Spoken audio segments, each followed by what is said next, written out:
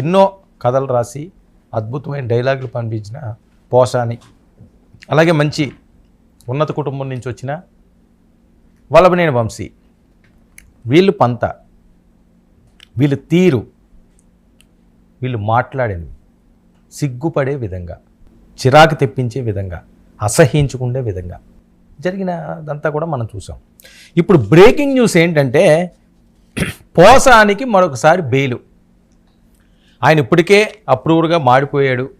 ఎక్కడెక్కడి నుంచి ఎవరెవరు మాట్లాడించారు, ఏమేమి చెప్పారు, ఎలా జరిగింది అని చెప్పి మొత్తం పోసగుచ్చినట్టు బయట పెట్టేశారండి. మరి ఆయన ఏం బయట పెట్టారు, జడ్జి ఏం విన్నారు, జడ్జికి చెప్పారా, లేకపోతే కస్టడీకి తీసుకున్నప్పుడు ఆయన కక్కారా, ఇవన్నీ కూడా 1-2 రోజుల్లో బయటకు వస్తాయి. కానీ ఆయనకి వివిధ ఆర్గాన్స్ ఇబ్బందికరంగా ఉన్నాయట. అందుకనే ఆయనకి బెయిల్ ఇచ్చారని వస్తున్న వార్తలు. ఎందుకంటే ఆ రోజు అరెస్ట్ చేసినప్పుడు కూడా చంద్రబాబు, పవన్ కళ్యాణ్ గారు లోకేష్ మీద ఆయన అనుచిత వ్యాఖ్యలు చేసినప్పుడు ఫిబ్రవరి 26 ఆయన అరెస్ట్ చేసింది. అంటే నెల దాటిపోయింది, సుమారు నెల కావస్తుంది, 3 వారాలు దాటింది, నెల కావస్తుంది. నేను మొన్న ఎప్పుడో చెప్పాను, వంశీకి ఉగాది కన్నా కొత్త సంవత్సరం అని వీళ్ళు ఇంట్లో చేసుకుంటారా, తెలుగు సంవత్సరాది అంటే చేసుకుంటారు అని అనిపించినట్లుగానే అనిపించి ఆయన మళ్ళీ సిఐడి కస్టడీ కోరింది. సో లేదు ఆ ఛాన్సు. పోసాని కృష్ణమురళికి కూడా ఆల్రెడీ ఒకసారి బెయిల్ వరకు వెళ్ళింది, బెయిల్ వచ్చింది. వెంటనే ఇంకో కేసులో ఆలు భాషలో ఎత్తేశారు, మళ్ళీ అరెస్ట్ చేశారు, మళ్ళీ కస్టడీలకు కోరుతున్నారు. సో ఇవన్నీ ఎలా ఉంటాయంటే చేసిన తప్పులు, మాట్లాడిన మాటలు శాపాలుగా వాళ్ళని ఈరోజు బిక్కుమనేలా చేస్తుంది. దీన్ని పెట్టి తెలుసుకోవాల్సిన పాఠాలు ఏంటంటే, మనకి ఏదో ఉన్నప్పుడు ఏదో రకంగా వీగిపోయామో పరిస్థితి ఇలాగే ఉంటుంది. నోరును అదుపులో పెట్టుకోవాలి. నరం లేని నాలిక కదా అని ఎలా పడితే అలా తిప్పితే ఎక్కడో దగ్గర ఎవరో ఒకరు నొక్కేస్తారు. అదే జరుగుతుంది ఇప్పుడు. అది ఎవరు చేసినానంటే కూటమి వాళ్ళు చేసినా అదే అవుతుంది. ఇదేదో పోసానికో లేకపోతే ఒక వంశీకో సంబంధించిన అంశం అని ఏం కాదు. ఎవరన్నా సరే మనకి పదం ఉంది కదా అని చెప్పి కాలరెగరేసుకుని వీగిపోయి రొమ్ము విరుచుకుండి రోడ్డు మీద బరి తెగిస్తే, ఇష్టం వచ్చినట్లు చెలరేగిపోతే ఈ రకంగా శిక్షలు తప్పు. ఇప్పుడు ఒక్కరన్నా పరామర్శిస్తున్నారా? పోసాని కృష్ణమురళిని ఎందుకు పరామర్శించలేదండి? సినిమా వాళ్ళందరూనే ఎన్నో సినిమాలు చేసాడే అతను, ఎంతో అద్భుతంగా నటించాడు ఆయన, ఎంతోమందిని అలరించారే. ఒక్కరన్నా అయ్యో పోసాని ఏమైందయ్యా అని చెప్పి ఒక స్వీట్ ప్యాకెట్ అయినా పట్టుకెళ్ళి ఇచ్చారా? జైల్లో ఉన్నప్పుడు ఇవ్వచ్చు స్వీట్లు ఏమైనా, అదేదో నేను వేరే ఫంక్షన్కి వెళ్ళినప్పుడు ఇవ్వాలని ఏం లేదు. ఏదో తినడానికి జైల్లో పెట్టుకెళ్ళిన వాళ్ళకి ఇస్తుంటారు, ఆ క్యారేజ్లను అవన్నో ఇవన్నో ఫ్రూట్స్ అనో, పోనీ స్వీట్లు కాదు ఫ్రూట్స్. ఆరోగ్యం బాగోవాలి కదా, అనారోగ్యంతో ఉన్నాడు అంటున్నాడు కాబట్టి ఆయన ఎందుకండి ఆయన కలలేదు? ఎందుకు ఆయన గురించి ఒక్కరు ప్రెస్ మీట్ పెట్టలేదు? పోసానికి జరిగింది అన్యాయం అని, నిజంగా అది కక్ష సాధింపుగా చేసి వాళ్ళది ఏ తప్పు లేకపోతే, వాళ్ళ తప్పులే చెయ్యకపోతే, తప్పుగా మాట్లాడకపోతే మన సింపతి ఏది? ఎందుకు వాయిస్లు రాలేదు? ఎందుకు దాని గురించి ఎవరో మాట్లాడలేదు? వల్లభనేని వంశీ ఓకే, జగన్మోహన్ రెడ్డి గారికి తప్పదు, ఎందుకంటే తెలుగుదేశం పార్టీ నుంచి ఆయన పార్టీలోకి వెళ్ళాడు కాబట్టి, ఆయన వెనకాతలే అడుగుజాడల్లో ఆయన కొనసాగాడు కాబట్టి ఆయన వెళ్ళి ఉండొచ్చు కాక. మరి పోసాన్ని కూడా పరామర్శించాలి. పోసాని వాళ్ళు భార్యను పరామర్శించి మేము చూసుకుంటామరా అని చెప్పి ఓకే, ఆయన ఏదో పెద్దరగా చెప్పాడు. సినీ పరిశ్రమ జగన్మోహన్ రెడ్డి గారికి ఇందులో సంబంధం లేదు. ఓకే, జగన్మోహన్ రెడ్డి గారి పార్టీకి ఆయన సపోర్ట్ చేయొచ్చు, అందులో పదవి తీసుకోవచ్చు, అది తర్వాత అంశం. కానీ ఆయన చరిత్ర ఏంటి, ఆయన నడిచిన దారేది, ఆయన ఎదిగిన దారేది? సినీ ప్రపంచంలో ఆయన ఉన్నాడు, సినీ కుటుంబంలో ఆయన ఉన్నాడు. ఎందుకంటే సినీ కుటుంబం అంటారు కాబట్టి. మరి ఆ కుటుంబమే నేను దూరం చేసిందే, ఇంకెంతకంట ఇంకా దౌర్భాగ్యం ఏముంటుంది జీవితానికి? మనం ఎన్ని కోట్లు సంపాదించుకున్నా, ఎంత అద్భుతమైన ఉన్నత పదవుల్లో ఉన్నా, ఎంత గొప్పగా మనం ఎదిగినా, మన కుటుంబ సభ్యులు మనం అంటే, మన కుటుంబ సభ్యులు మనం పట్టించుకోకపోతే, మన కుటుంబ సభ్యులు ఈడు అసలు మనకు పుట్టలేదురా అని అనుకుంటే ఎంత నరకం ఆ జీవితం. మరి సినీ కుటుంబం అదే చేసింది కదా. అంటే ఈరోజు తప్పులు తెలుస్తున్నాయా? మరి పశ్చాత్తాప పడుతున్నారా? ప్రాయశ్చిత్తం ఉందా దీనికి అంటే బయటకు వచ్చిన తర్వాత తెలియాలి. కానీ బయటకు వస్తారా రాడా కూడా తెలియని పరిస్థితి. మళ్ళీ ఏవో కొత్త కేసు అంటున్నారు. మరి ఉగాది విడుదల ఉందా లేదా అన్నది మరో రకమైన చర్చ. పోసానికి బెయిల్ మంజూరు చేసిన గుంటూరు సిఐడి కోర్టు ఈసారైనా రిలీజ్ అవుతారా? ఇది పెద్ద ఎత్తున వైరల్ అవుతున్న అంశం. బెయిల్ ఓకే, రిలీజ్ ఎప్పుడు అనేది సస్పెన్స్. ఇది అసలు ట్విస్ట్.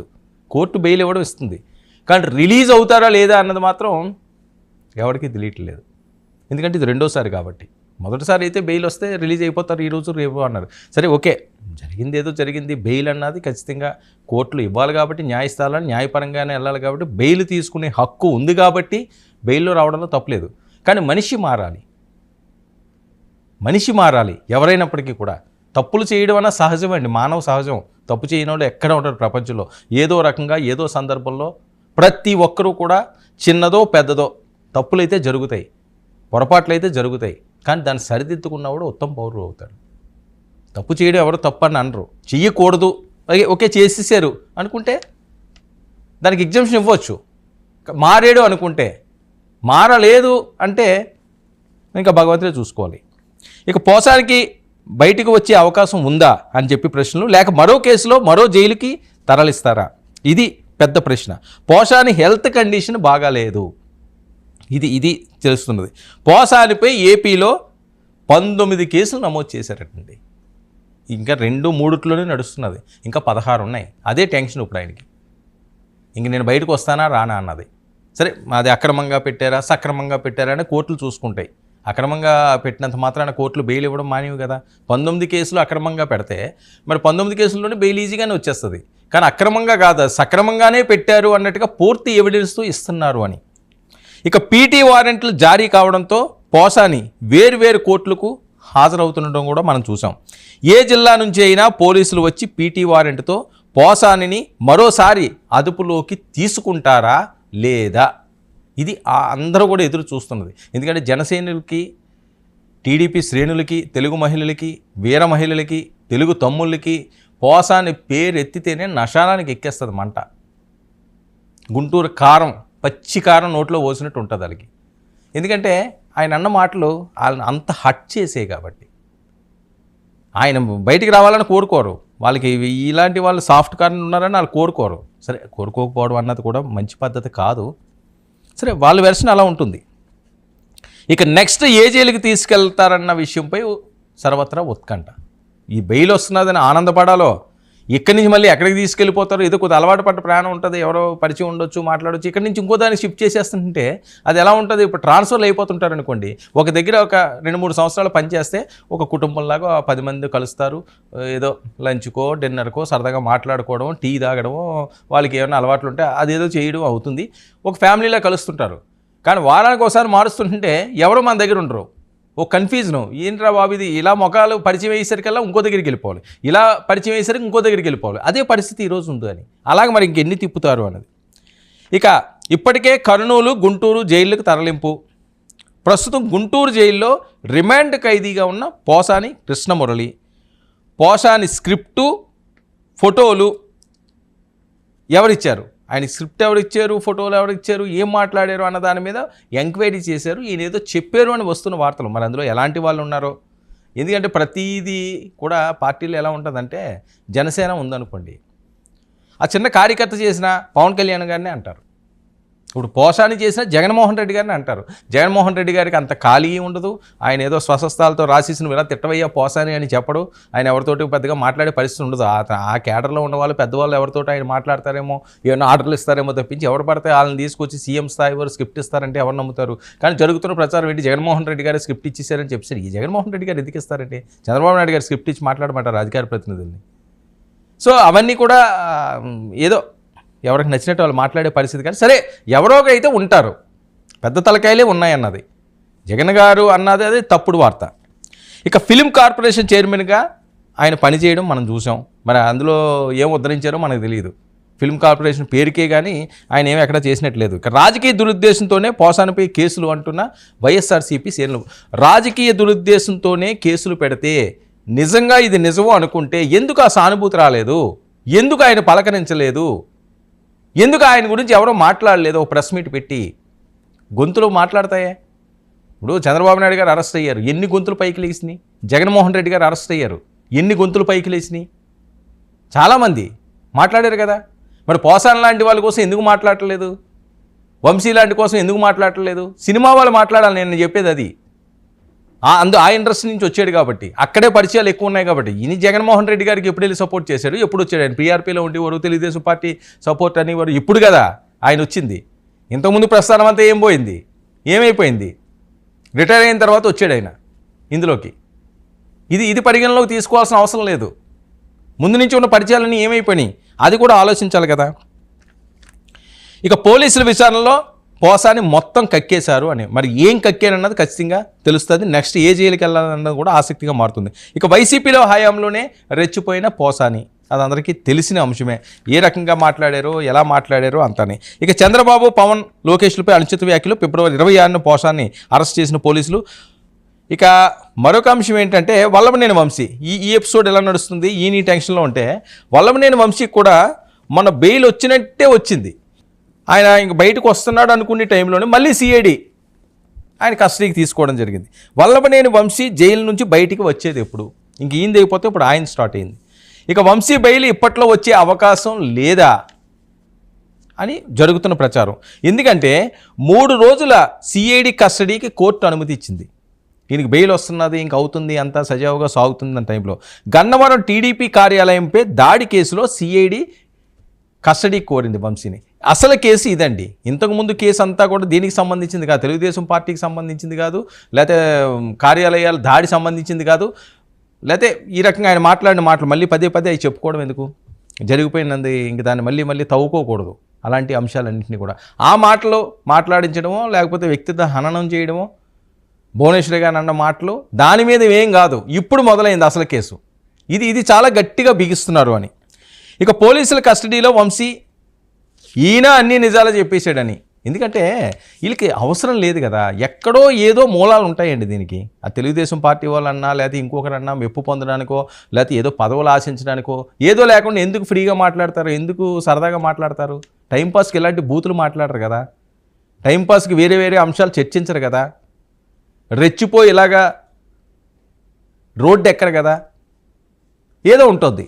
అది ఉంది, అది ఎవరు చేయించారన్నది బయటికి చెప్పారండి. ఇక టీడీపీ ఆఫీసుపై దాడి వెనుక ఎవరున్నారనే విషయం కూడా తెలిసింది అని వస్తున్న వార్తలు. ఒకవేళ ఆయన కానీ చెప్పారు అంటే చాలా సీరియస్గా ఉండే అవకాశం ఉంటుంది. ఇక ఎవరు ప్రోద్బలంతో దాడికి పాల్పడ్డారన్న విషయంపై మొత్తం ఆరా తీశారు అని చెప్పి జరుగుతున్న ప్రచారం.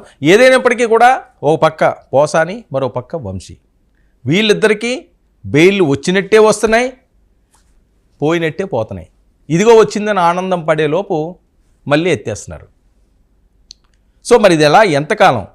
దీన్ని బట్టి ఏ నాయకులైనా, ఏ పార్టీ వాళ్ళైనా అధికారం ఉంది కదా అని చెప్పి మీకు వచ్చేది ఏమీ ఉండదు. మీకు అసలు వచ్చేది ఏమి ఉండదు. వాళ్ళు బాగానే ఉంటారు. మధ్యలో పోయేది నేతలు, చిన్న నేతలు, కార్యకర్తలే. వైఎస్ఆర్సీపీకి సహాయ సహకారాలు అందించి మాటల రూపంలో వాళ్ళకి సపోర్ట్గా నిలబడ్డ వాళ్ళ పరిస్థితి ఏంటి? ఆంధ్రప్రదేశ్ పాలిటిక్స్లో చాలా కీలకంగా 2024 ఎన్నికల తర్వాత 2019 నుంచి 24 వరకు కూడా జరిగిన చాలా సంఘటనలు. ఈ నేపథ్యంలో ముఖ్యంగా వల్లభనేని వంశీ, పోసాని, ఇంకా బోరుగడ్డ వీళ్ళందరూ ఉన్నారు. సరే ఆ కోవలోకి బోరుగడ్డని కలపలేము. అదొక ఏదో చెప్తుంటారు, వీళ్ళేమోని వాడు మావాడు కాదంటాడు, ఆయనేమోని నాకు చిన్న ఇలాగ చిటికేస్తే చాలు, దానికి ఏదో తగిలించి సట్ట తీసుకొచ్చుని నేనేదో ఎవరి మీదకి వెళ్ళిపోతానో, ఎవరినో పొడిచేస్తాను, నరికేస్తానని అతను చెప్తుంటాడు. కానీ ముఖ్యంగా విజ్ఞత ఉన్న